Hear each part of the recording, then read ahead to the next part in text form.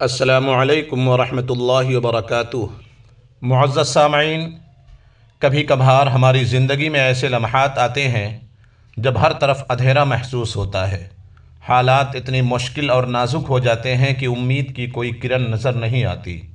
لیکن کیا آپ نے یقین سے کبھی سوچا ہے کہ اللہ تعالیٰ کے خزانوں میں کسی چیز کی کوئی کمی نہیں؟ اس کہانی میں ایک صابر و شاکر اہل و عیال والے شخص کا ذکر ہے جسے دنیاوی وسائل سے محروم ہو کر بھی اللہ تعالیٰ کی ذات پر کامل بھروسہ تھا، جبکہ اس کی بیوی کی ناشکری اور بدزبانی نے اس کا جینا دوبھر کر رکھا تھا۔ اللہ تعالیٰ کی مدد کیسے غیب سے آئی، یہ جاننے کے لیے ویڈیو کو آخر تک دیکھیں۔ اس ویڈیو کو دیکھیں، لائک کریں، کمنٹ کریں اور دوسروں کے ساتھ شیئر کریں تاکہ اس سبق آموز قصے سے سب فیض یاب ہو سکیں۔ تو آئیے واقعے کو شروع کرتے ہیں۔ کسی صابر و شاکر اور عیالدار شخص کی بیوی بڑی بدزبان اور ناشکری تھی، جس کی وجہ سے وہ صاحب ایمان سخت پریشان رہتا تھا۔ چنانچہ ایک مرتبہ جب 2-3 روز تک کچھ کھانے کو میسر نہ آیا تو اس عورت نے اپنے شوہر کو بہت کچھ سخت سست کہا کہ بال بچے بھوک سے مر جاتے ہیں اور تو نکھٹو گھر میں بیٹھا ہے، کچھ تو شرم کر اور کما کر لا تاکہ بچوں کی مصیبت دور ہو۔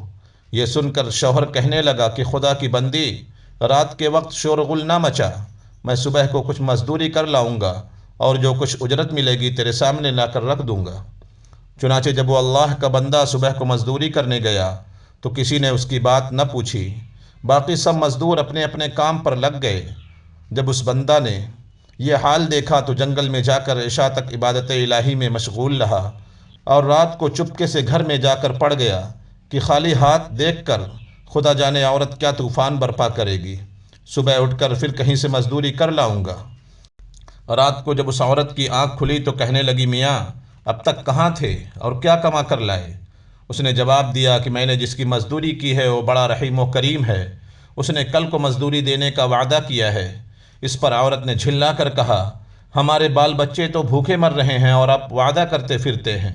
پھر صبح کو وہ شخص مزدوری کے لیے گیا، مگر خدا کی شان پھر بھی اس کو کسی نے نہ پوچھا اور وہ مجبور ہو کر اسی مقام پر جنگل میں عبادت الہی اور گریہ و زاری میں عشاء تک مصروف رہا۔ بڑی رات گئے جب ڈرتے ڈرتے گھر میں گیا تو وہ عورت کہنے لگی، دونوں دن کی مزدوری لائے ہو؟ اس بیچارے نے گھبرا کر کہا، آقا نے کل 3 دن کی مزدوری دینے کا وعدہ کیا ہے۔ یہ سن کر عورت آگ بگولا ہو کر کہنے لگی، اپنا بھلا چاہتے ہو تو صبح 3 دن کی مزدوری لے آؤ ورنہ منہ نہ دکھانا۔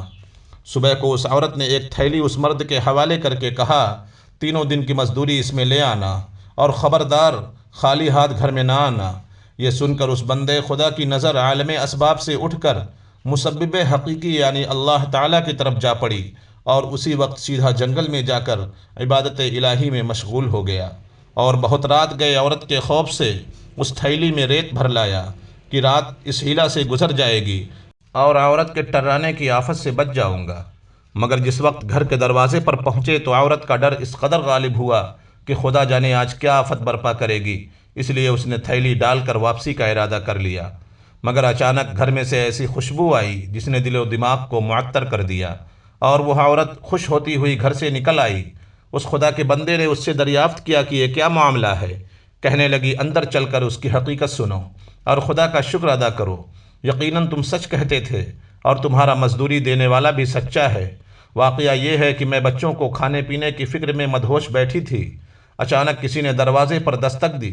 میں نے جا کر دیکھا کہ ایک سبز پوش سوار دروازے پر کھڑا کہہ رہا ہے، لے اپنے شوہر کی 3 دن کی مزدوری لے لے اور اب اس کو کچھ ایذا نہ دینا اور اس سے کہہ دینا کہ جس قدر تو نے مزدوری کی تھی اس قدر اجرت مل گئی، زیادہ کرتا تو اور زیادہ پاتا، آئندہ اس کا خیال رکھنا۔ پس طباق اس نے دیا ہے جس میں 50 درہم ہیں اور دم بدم اس کی خوشبو دل و دماغ کو معطر کر رہی ہے۔ یہ سن کر وہ بندے خدا گریہ و زاری کے ساتھ خدا کی حمد و ثنا میں کھو گیا اور عورت اس کا شکستہ حال دیکھ کر حیران رہ گئی کہ بار خدا یہ کیا معاملہ ہے، خوشحالی میں یہ پریشان حالی کیسی؟ چنانچہ جب ہوش آیا تو اس نے بتایا کہ اے ناشکری عورت، حقیقت یہ ہے کہ 3 دن میں نے کسی کی مزدوری نہیں کی بلکہ دن اور رات عبادت الہی میں مشغول رہا۔ رات کو آ کر تیرے خوف سے یہ حیلہ کر دیتا تھا کہ آقا نے کل مزدوری دینے کا کہا ہے، مگر میرے مالک حقیقی نے اپنے غلام کو سچا کر دکھایا اور تیری رات دن کی آفت سے مجھ کو نجات دے دی۔ اس پر جتنا بھی شکر ادا کروں کم ہے۔ دیکھ، آج میں اس تھیلی میں تیرے ڈر سے ریت بھر کر لایا ہوں، تو اس کو خالی کر لے اور ریت کو پھینک دے۔ جب اس کی بیوی نے چاہا کہ تھیلی خالی کرے تو دیکھتی ہے کہ وہ تھیلی ایسے زر و جواہرات سے پر ہے جن سے تمام گھر روشن ہو رہا ہے۔ یہ حال دیکھ کر اس مرد صالح نے اپنی تمام عمر خدا کی شکر گزاری میں گزار دی۔ معزز سامعین، جو بندہ اپنے خدا پر بھروسہ کر کے اس کی اطاعت اور فرما برداری میں مصروف رہتا ہے، اسی طرح اللہ تعالیٰ غیب سے اس کی مدد کرتا ہے۔ اللہ تعالیٰ ہم سب کو بھی اس واقعے سے سبق حاصل کر کے اس پر عمل کرنے کی توفیق عطا فرمائے۔ آمین یا رب العالمین۔